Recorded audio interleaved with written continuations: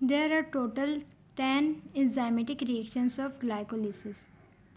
This is the reaction number 1 which is phosphorylation. और ये जो सारे 10 के 10 रिएक्शन हैं एंजाइमेटिक रिएक्शन, ये साइटोसोल में होते हैं सबके सब।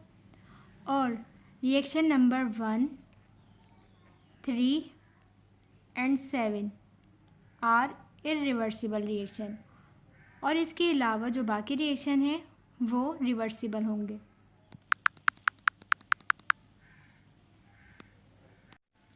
रिएक्शन नंबर 1 से 5 तक एनर्जी कंज्यूमिंग रिएक्शन होंगे, और रिएक्शन 6 से 10 तक पे ऑफ फेस है।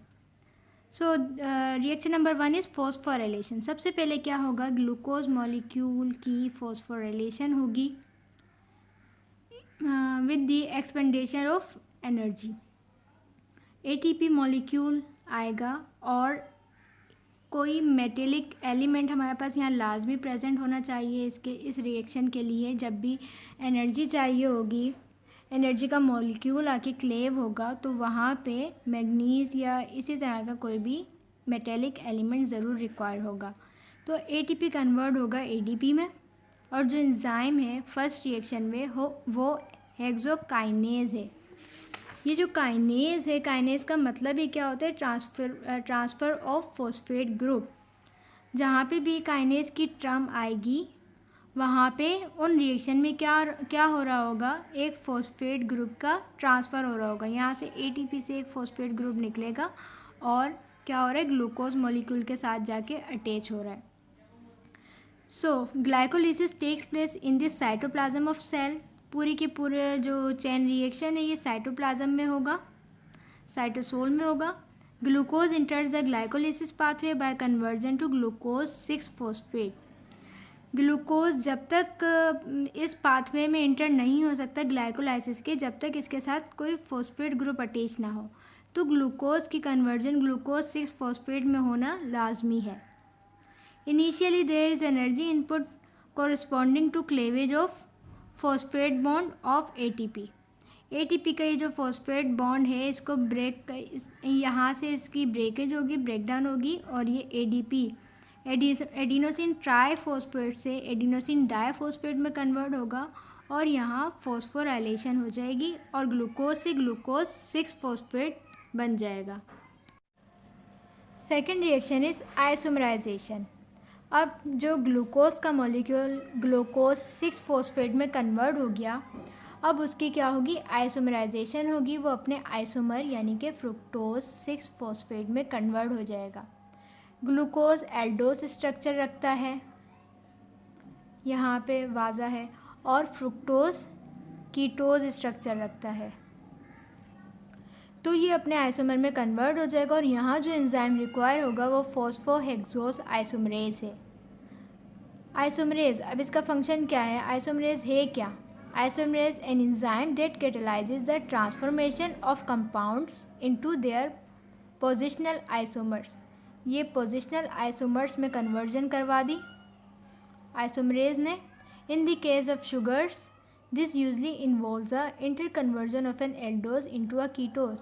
शुगर कंपाउंड्स में बेसिकली आइसोमरेज क्या करता है, एल्डोज फॉर्म से कीटोज फॉर्म में कन्वर्जन करवा देता है।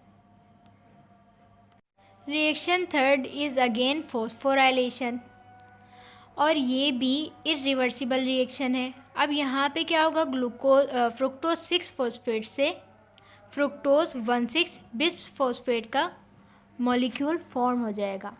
बिस का मतलब बेसिकली होता है 2। तो यहाँ पे हमें फॉस्फोराइलेशन करवानी है, तो इसके लिए अगेन एटीपी की नीड है। एटीपी के साथ मैग्नीज या मैग्नीशियम का एक एलिमेंट हमें चाहिए होगा, और एंजाइम फॉस्फोफ्रुक्टोकाइनेज 1 जिसको PFK1 भी कहते हैं, ये एंजाइम यहाँ रिक्वायर होगा। फॉस्फोराइलेशन है, फॉस्फोराइलेशन में क्या करवाना है, ट्रांसफ़र करवाना है एक फॉस्फेट ग्रुप का from ATP to the fructose 6 phosphate. तो इसीलिए काइनेज एंजाइम इन्वॉल्व हुआ है अगेन, और इसके रिएक्टेंट के अकॉर्डिंग इसकी नेमिंग हुई है फॉस्फोफ्रुक्टोकाइनेज। तो यहाँ पे पहले से एक फॉस्फेट ग्रुप अटैच था, अब यहाँ पे एक और फॉस्फेट ग्रुप आ गया, 2 फॉस्फेट ग्रुप हो गए, तो ये fructose 1,6 bis phosphate compound form हो गया। This highly spontaneous reaction has a mechanism similar to that of hexokinase. जैसे कि हमने रिएक्शन नंबर 1 देखा था, बिल्कुल उसी तरह रिएक्शन फॉलो होगा। It is the first rate limiting step of the pathway. Reaction number 3 is rate limiting step. ये लाजमी याद रखना है, ग्लाइकोलाइसिस के पाथवे में ये जो रिएक्शन नंबर 3 ये रेट लिमिटिंग स्टेप है, यही आगे जो चेन चलेगी उसको कंट्रोल करेगा कि आगे प्रोसीड चेन को करना है या नहीं। अगर ये एंजाइम हमारे पास नहीं होगा फॉस्फोफ्रुक्टोकाइनेज, तो चेन फर्दर आगे प्रोसीड नहीं हो पाएगी। The phosphofructokinase reaction is the rate limiting step of glycolysis. The enzyme is highly regulated. ये एंजाइम पूरी चेन को रेगुलेट करेगा। Reaction number 4। Reaction number 4 is cleavage. Fructose 1,6 bis phosphate की क्लेवेज होगी और ये 2 कंपाउंड डाईहाइड्रोक्सी एसीटोन फॉस्फेट और glyceraldehyde 3 phosphate में कन्वर्ट हो जाएगा। Both are 3 carbon containing molecules and the enzyme involved is aldolase. The reaction is an aldol cleavage. It is the reverse of aldol condensation. Carbon atoms are renumbered in products of aldolase. यहाँ पे ये जो जैसे इसकी numbering थी 1 2 3 4 5 6 carbon करके, वही यहाँ पे मेंशन की गई है कि किस तरीके से क्लेवेज हुई और ये 2-3 कार्बन कंपाउंड्स में कन्वर्ट हो गए। Reaction number 5 is again isomerization. अब जो पीछे 2 कंपाउंड बने हैं डाईहाइड्रोक्सी एसीटोन फॉस्फेट का और ग्लाइसरल्डिहाइड 3 फॉस्फेट का, अब क्या होगा, ये वाला जो कंपाउंड है ये अपने आइसोमर में कन्वर्ट हो जाएगा। सो डाईहाइड्रोएसीटोन फॉस्फेट ट्रायोस फॉस्फेट आइसोमरेज की प्रेजेंस में, ट्रायोस किस लिए, क्योंकि 3 कार्बन कंटेनिंग है, फॉस्फेट ग्रुप इसके साथ अटैच है और इसका फंक्शन क्या है, आइसोमराइजेशन करवाना। तो जो एंजाइम का नाम है वो है ट्रायोस फॉस्फेट आइसोमरेज। ये क्या करेगा, डाईहाइड्रोक्सी एसीटोन फॉस्फेट को ग्लाइसरल्डिहाइड 3 फॉस्फेट में कन्वर्ट करवा देगा। Triose phosphate isomerase TIM catalyses dihydroxy acetone phosphate into glyceraldehyde 3 phosphate. Reaction number 6 is oxidation of glyceraldehyde 3 phosphate. Oxidation या इसको हम डिहाइड्रोजनेशन भी कह सकते हैं। इसके लिए हमें इनऑर्गेनिक फॉस्फेट चाहिए और यहाँ ऑक्सीडेशन के लिए जो एंजाइम होगा वो NAD होगा। NAD की ऑक्सीडेशन NAD पे क्या होगा, H आयन आएगा और ये कन्वर्ट हो जाएगा NADH+H पर, H पॉजिटिव आयन। अब ये किस तरह आएगा, ये ग्लाइसरल्डिहाइड 3 फॉस्फेट जब रिएक्ट करेगा इनऑर्गेनिक फॉस्फेट से तो ये कन्वर्ट हो जाएगा 1,3 बिस फॉस्फोग्लाइसरेट। अब यहाँ पे जो ये हाइड्रोजन एटम था यहाँ से ये इवॉल्व हो जाएगा और इसकी जगह जाके ये फॉस्फेट ग्रुप अटैच हो जाएगा। तो यहाँ पे इस कंपाउंड के साथ 2 फॉस्फेट ग्रुप आ जाएंगे, तो इसकी नेमिंग क्या हो जाएगी, 1,3 बिस phosphoglycerate. Glyceraldehyde 3 phosphate dehydrogenase catalyses glyceraldehyde 3 phosphate plus NAD positive plus inorganic phosphate into 1,3 बिस फॉस्फोग्लाइसरेट प्लस NADH+H। ये इसकी कन्वर्जन हो गई और यहाँ से हाइड्रोजन एटम की रिमूवल हुई है, तो इसलिए डिहाइड्रोजिनेज एंजाइम इन्वॉल्व हुआ है यहाँ पे। Now substrate level phosphorylation. अब पीछे जो हमने रिएक्शन देखे थे उसमें क्या हो रहा था कि जो पहले हमारे पास 1 से 5 तक रिएक्शन से एनर्जी कंज्यूमिंग, उसमें एक ATP आ रहा था और अपना फॉस्फेट ग्रुप कंपाउंड को या रिएक्टेंट को दे रहा था। अब यहाँ पे क्या होगा, ये रिएक्शन नंबर 7 में एक ADP मॉलिक्यूल आएगा और उसकी फॉस्फोराइलेशन हो जाएगी और वो ATP में कन्वर्ट हो जाएगा। तो इसको हम क्या बोलेंगे? Substrate level phosphorylation. 1,3-bis phosphoglycerate plus ADP molecule and the enzyme involved is phosphoglycerate kinase। Transfer हो रहा है फॉस्फेट ग्रुप का। और जो प्रोडक्ट हैं क्या बनेंगे? 3-phosphoglycerate। यहाँ से अब एक फॉस्फेट ग्रुप हट गया तो ये यहाँ से बिस की एडिशन भी यहाँ से हट गई। सिर्फ क्या नेमिंग में आएगा? 3-phosphoglycerate। और इसके साथ साथ क्या बनेगा? ATP molecule.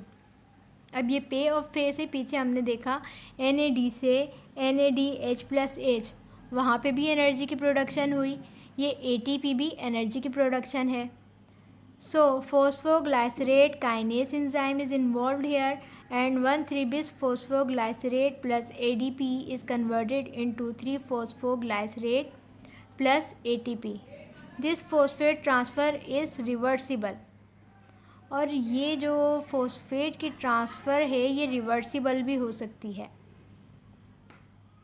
ओके, जो पहले मैंने बताया था कि 1, 3 एंड 7 आर इरिवर्सिबल रिएक्शन, वहाँ पे मुझसे मिस्टेक हो गई थी। Basically 1, 3 and 10 are irreversible reactions and 7 is reversible. जैसे कि यहाँ पे ये साइन इंडिकेट क्या कर रही है कि ये रिवर्सिबल रिएक्शन है और फॉस्फेट का ट्रांसफ़र ATP से क्या हो सकता है? दोबारा इस कंपाउंड के पास ATP जा सकता है, एक फॉस्फेट ग्रुप जा सकता है और ये दोबारा ADP में कन्वर्ट हो सकता है। Reaction number 8 is shift of phosphoryl group. 3-phosphoglycerate पे ये जो फॉस्फोराइल ग्रुप है इसका ट्रांसफ़र हो जाएगा। कहाँ ट्रांसफ़र होगा? इसी कंपाउंड के अंदर ट्रांसफ़र होगा। तो इसीलिए जो यहाँ एंजाइम इन्वॉल्व होगा वो फॉस्फोग्लाइसरेट म्यूटेज एंजाइम वहीं पे इन्वॉल्व होता है जहाँ पे हमें फॉस्फेट ग्रुप की शिफ्टिंग करवानी हो, लेकिन विद इन दी कंपाउंड ही। अब जैसे कि यहाँ हुआ है 3-phosphoglycerate से ये 2-phosphoglycerate बन गया। कार्बन नंबर 3 से कार्बन नंबर 2 पर जाके अटैच हो गया phosphoryl group. Phosphoglycerate mutase enzyme 3-phosphoglycerate को कन्वर्ट करवा देगा 2-phosphoglycerate में। Mutase an enzyme that catalyses the transportation of functional groups such as phosphate, sulphate, ETC। Mutase अगर कहीं पे सल्फेट ग्रुप की भी ट्रांसफ़र हो रही है इसी तरीके से, तो वहाँ पे भी म्यूटेज का एंजाइम इन्वॉल्व होगा। Reaction number 9 is dehydration. 2-phosphoglycerate की डिहाइड्रेशन होगी, यानी कि एक वाटर मॉलिक्यूल यहाँ से रिमूव हो जाएगा। कार्बन नंबर 2 से H रिमूव होगा और कार्बन नंबर 3 से OH रिमूव होगा। Enolase is the enzyme for to perform the dehydration और जो कंपाउंड बनेगा वो फॉस्फोइनोल पायरुवेट है। यहाँ पे कार्बन कार्बन के साथ डबल बॉन्डिंग आ गई तो ये क्या इंडिकेट कर रहा है? ये इनोल कंपाउंड को इंडिकेट कर रहा है। Phosphoenol pyruvate is the compound formed here. Enolase catalyzes 2-phosphoglycerate into phosphoenol pyruvate plus with the release of H2O molecule. This dehydration reaction is manganese dependent। Manganese और magnesium, यहाँ पे ये वाला जो रिएक्शन है ये भी मैग्नीशियम के प्रेजेंस में ही अकर होगा। Reaction number 10 is again substrate level phosphorylation. Phosphoenol pyruvate के साथ जो ये एक फॉस्फेट ग्रुप रह गया है, अब ये भी क्या होगा? इससे डीअटैच हो जाएगा और पूरा सेम प्रोसेस वैसे ही है जैसे कि हमने पीछे रिएक्शन नंबर 7 में देखा। यहाँ पे भी एक ADP मॉलिक्यूल इन्वॉल्व होगा और ADP से इसकी कन्वर्जन हो जाएगी ATP से, जब ये वाला फॉस्फेट ग्रुप जाके इसके साथ अटैच हो जाएगा और यहाँ पे फॉस्फोइनोल पायरुवेट से पायरुवेट फॉर्म होगा और ATP molecule. Enzyme is pyruvate kinase. Kinase क्यों आया है? क्योंकि यहाँ पे फॉस्फेट ग्रुप की ट्रांसफ़र हो रही है दूसरे ग्रुप के पास, यानी दूसरे कंपाउंड के पास, ADP के पास। Pyruvate kinase catalyses phosphoenol pyruvate plus ADP into pyruvate and ATP molecule. This is the overall summary in the form of flow chart of glycolysis. Glucose से पायरुवेट का स्ट्रक्चर फॉर्म हो रहा है which is 3 carbon and glucose is 6 carbon. अब यहाँ से cleavage हो रही थी जब एल्डोलेज के प्रेजेंट में फ्रुक्टोज 1,6-बिसफॉस्फेट की क्लेवेज हुई थी तो ये 2-3 कार्बन कंपाउंड में ब्रेक हो गया था और यहाँ से जब इसकी डाईहाइड्रोक्सी एसीटोन फॉस्फेट की कन्वर्जन हो गई थी ग्लाइसरल्डिहाइड 3-फॉस्फेट में तो 2 साइकिल यहाँ से कंटिन्यू हो गई थी, 2 चेन कंटिन्यू हो गई थी और इसीलिए 2 अलग अलग चेन यानी कि पायरुवेट के लास्ट में कितने मॉलिक्यूल फॉर्म होंगे, 2 मॉलिक्यूल फॉर्म होंगे और ATP और NADH+H इन सब की क्वांटिटी डबल हो जाएगी. Net reaction of glycolysis. 2 molecules of ATP are produced. Total 2 ATP के मॉलिक्यूल प्रोड्यूस हुए हैं इस पूरी चेन रिएक्शन में.